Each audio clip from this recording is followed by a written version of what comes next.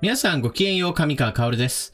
今回取り上げる話題は、アメリカとイランとの戦闘が回避されたということが確定的になったので、今回は中東情勢についてのニュース解説を行っていきます。事の発端は、中東各地においてアメリカの大使館やもしくは米兵を狙った攻撃が繰り返され、この攻撃を支持しているイランの軍司令官をアメリカが攻撃して殺害するという事件が起きました。これに対してイランは報復攻撃を行うことを宣言したために、この報復攻撃によってイランとアメリカが国家間戦争に陥るのではないかという危機が浮上しました。この情勢の変化によって原油価格は高騰し、また為替にも大きな影響が出て株価にも波及するなど世界中に大きな影響を与えました。そして実際にイランの革命防衛隊がアメリカ軍とイラク軍の共用している空軍基地などに対して攻撃を行うといったことがありました。しかし、この攻撃が行われたことによって、イランとアメリカと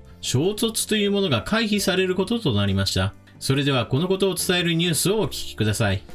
トランプ大統領、イランに追加制裁を表明。軍事力を用いたくない。イランは8日未明、米軍が駐留するイラク中西部アサド空軍基地と北部アルビル基地をイラン領内から発射した少なくとも十数発の弾道ミサイルで攻撃した。イラン革命防衛隊の精鋭、コッズ部隊のソレイマニ司令官が米軍に殺害されたことに報復した。トランプアメリカ大統領はアメリカ東部時間8日午前、声明を発表し、攻撃で米軍将兵に死者はなかったと説明した。これについてアメリカメディアはイラン側からアメリカに事前警告があったと伝えている。双方とも全面衝突を回避したい意向とみられる。また、イランの核保有を許さないとの立場を改めて明確にし、イラン指導部に対して強力な制裁を科し、イランが態度を改めるまで続けると述べた。その一方で、イランに対して軍事力を用いたくはないと表明した。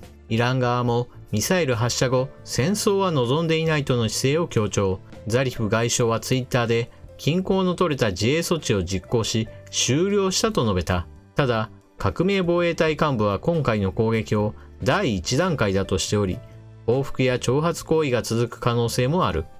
ローハニ大統領の顧問は、アメリカがさらにイラン側を攻撃すれば、地域で全面戦争が起きるだろうとツイートし、アメリカを牽制した。攻撃を受け、アメリカ国防総省は反撃方法を精査するとともに、域内のアメリカ人や同盟友好国を守るためにあらゆる必要な措置を取ると発表した。イランは殉教者ソレイマニと名付けた今回の作戦で、射程約500キロの国産短距離弾道ミサイルパテフ313などを発射。イラン側はアメリカ兵ら80人を殺害したと主張したが、根拠は明らかにしていない。イラク当局者は22発が撃ち込まれたとしている。イランの最高指導者ハメネイ師は8日、アメリカに平手打ちを食らわせた。アメリカは中東から去るべきだと強調。革命防衛隊はアメリカに出撃拠点を提供する国も報復すると警告し、アメリカの後ろ盾を受けるイスラエルを攻撃対象とする可能性も示唆した。一方、トランプ氏は7日、ソレイマニ司令官はアメリカ権益などへの大規模な攻撃を計画していたとし、殺害は正当だと主張した。トランプ政権は2018年5月、イランの核開発を抑制する核合意からの離脱を宣言、経済制裁を復活させ、ミサイル開発や武装勢力支援の停止を含む新合意を結ぶよう同国への圧力を強めてきた。イランは核合意の履行義務を段階的に停止し、緊張が高まっていた。私は前回の中東情勢についての解説の中で、報復攻撃は行う。ただし、それはイラン軍であったり革命防衛隊ではなく、イラン国外にいる武装勢力によるものだと予測していました。しかし現実においては、イランの革命防衛隊そのものが攻撃を行いました。この部分については私の予測は外れました。ただ全体としては私の予想というものは大きく外れていたわけではないかなと思っています。今回の革命防衛隊による攻撃は事前にアメリカ側に伝わっていました。その背景にあるのが、イランがイラク側に連絡を行い、そしてイラクがアメリカ軍に連絡するといった形で、事前に避難が完了していたとされています。そのため、攻撃された空軍基地などにおいては倉庫などが破壊はされたものの、アメリカ兵の死傷者というものは0人だと報道されています。一方イランは全くこの戦果について違う報道を行っています。イラン国営放送などにおいては、この攻撃によって米兵80人が死亡し、それ以上の負傷者が発生している。この攻撃はアメリカに平手打ちを食らわせたものであるというように報じています。一体なぜこのように意見が食い違うかといえば、イラン側は国内の事情を優先しているからです。去年11月、イランでは大規模なデモが発生しました。経済制裁により失業者が街に溢れ、物価高に国民は苦しんでいました。そこにイラン当局がガソリンの大幅な値上げを宣言したからです。このガソリンの値上げをきっかけとして多くの人々がデモに参加しました。デモの参加者は数十万人と言われており、大きく国内を揺さぶるものでした。しかしイラン当局はこのデモを鎮圧するために国民のインターネットへの接続を遮断しました。そしてインターネット網に遮断された国内においては一体何人殺されたかわからないほどの銃撃を伴うデモ鎮圧というものが行われました。この動揺する国内を収めるために利用されているのがこの軍司令官の死です。この軍司令官の死を利用してまずは国内を動揺を収め、そして反米意識で国民の声を一つにまとめようというわけです。そのためにアメリカに対する攻撃というものを実際に行った。そしてこれだけ多くの戦果を上げたのだというような政治的な工作が行われたわけです。ですから、この死者が何人であるのかというのは、おそらくは欧米の報道の方が正しいでしょう。一方でイランは自分の国内向けに報復攻撃は大成功であったと宣伝する必要があります。デモが発生した際にはインターネット網への接続を遮断するほどに国内の情報統制を行った国です。今回の報復攻撃による戦果についても、おそらく情報統制というものがイラン国内では行われることになるでしょう。そして空軍基地への攻撃後、イラン側から様々なメッセージが出ています。アメリカがこれ以上攻撃をしてこなければ、イラン側もこれ以上手を出すことはないということを明らかにしたのです。これらの流れを受けてトランプ大統領も、我々には被害がなかったんだ。軍司令官を殺すこともできたし、ここで一旦手打ちしようという話になったわけです。これによってトランプ大統領が得たものは様々ありました。まず第一に、アメリカ国内においては弾劾というものが一つ大きな話題となっていたわけですが、イランとの戦争が始まるかもしれないということになって、そのような弾劾の話というものはすっ飛びました。一方でトランプ大統領が何を残したかといえば、中東地域においてアメリカ軍やアメリカの大使館を襲うことを支持していたイラン軍の司令官を殺したという実績が残りました。ただし前回の動画で私が指摘したように、国家間の衝突を避けたいのは両国ともにそうなのですが、これはあくまでも時間稼ぎに過ぎません。イランとしては経済制裁を解除してほしいという願いは持ち続けています。しかしトランプ政権にはその気配が全くありません。ですからイランによる反米活動というものは今後も続いていきます。今後の攻撃についても継続していく宣言は行っていますし、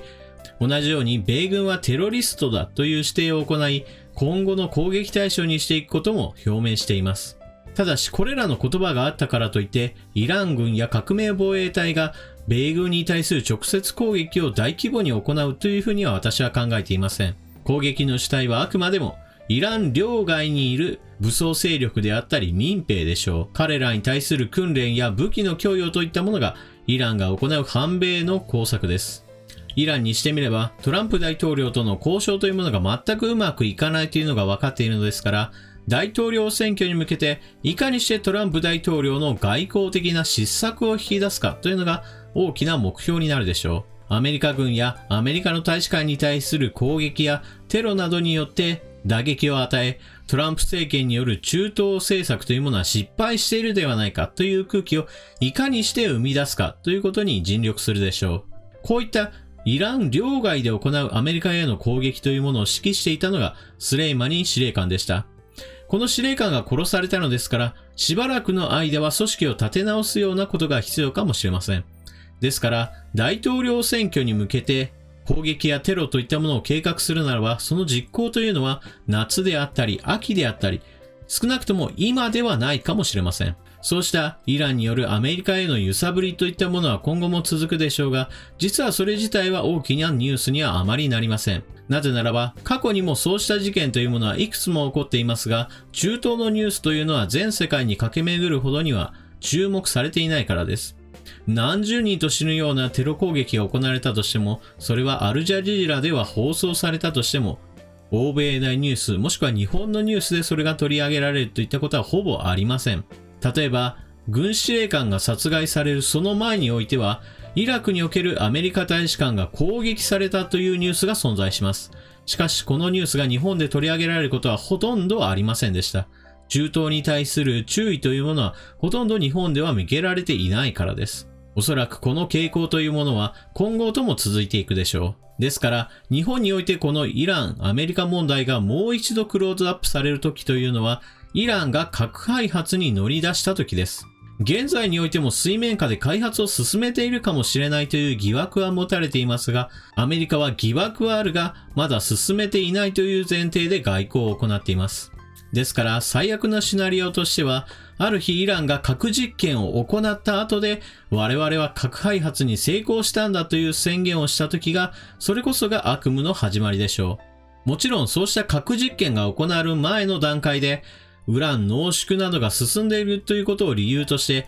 イスラエルが攻撃を行うといったような事件が起こるかもしれません。そうした大きな事件がないと、日本は基本的には中東情勢についてほとんど関心を払っていません。日本の石油というものはほとんどが中東に依存しています。このエネルギーの依存というものがある限り、中東で何か危機があるたびに日本経済は動揺し、そして政治的においてもどうするんだという話が突如として論争されることになります。何か危機が起これば、そのために動揺するというのが繰り返されているのが現実です。日本の国家戦略として中東の石油に頼りすぎないエネルギー政策の変更というものは非常に重要になるでしょう。ではどうやってこの中東に依存している石油事情を変えるのか。解決策は2つあります。短期的には購入先を増やすということです。一般的な認知度はまだまだ低いですが、石油の産出量が一番増えている国は一体どこかといえばアメリカです。アメリカはシェールオイル革命によって石油の輸入よりむしろ石油を輸出することさえもそろそろ考えられるようになってきました。戦略的に中東依存を下げようと思えば、同盟国としての日米関係を強化する意味においても、アメリカから少し割高でも石油を輸入するというのも一つの手でしょう。そして、ものすごく長い視点で考えれば、問題を完全に解決する方法というものもあります。それは完全にエネルギー源としての石油というものから脱却するという考え方です。そのための技術というのが核融合発電です。私の動画においてはこの核融合発電の話が何度か出てきているので、ああまたかと思われる方もおられるでしょうが、私自身としてはこれは夢の技術ではなく、いつか必ず手に入れる人類の技術だと考えています。核融合発電についての詳細は少し動画としては長くなるので省きますが、一言で言えば日本国外にエネルギー源を多く頼るこの現状を完全に解消するための技術です。現在はまだまだ研究開発中であり、実用化はまだ先です。ですからあくまでも長い目で見た最終ゴールであるということを皆さんに言っておきます。今すぐはできないということを前提とした上で、それでも研究開発をすることによって完全な解決をするための技術として研究投資を行っていくことが非常に重要だと思っています。2035年稼働を目指して現在国際的な取り組みとしてフランスに実験炉の建設が行われています。またアメリカなどではベンチャー企業やもしくは大企業などにおいても核融合炉の研究が行われています。中国などにおいても2025年にはこの実験炉が稼働するというニュースなども流れており、全くの夢物語の話ではありません。むしろ世界中が開発競争に乗り出している時代と考えた方が良いでしょう。発電技術を開発することが一体なぜ中東依存を下げることになるかといえば、電気で全て代替することが可能になるからです。それこそ核融合発電が実用化された際には、石炭、石油、天然ガス、そして原子力発電、この4つの発電所をすべて廃止して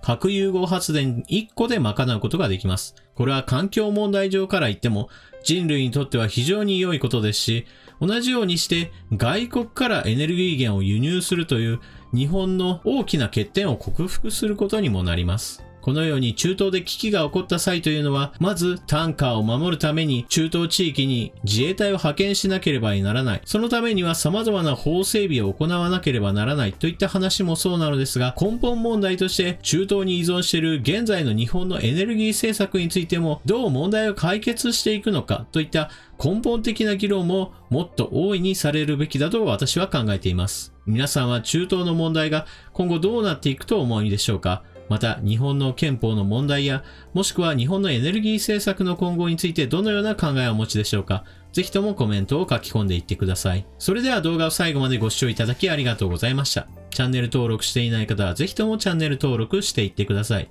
それでは動画を見終わったら評価ボタンのクリックもぜひともよろしくお願いします。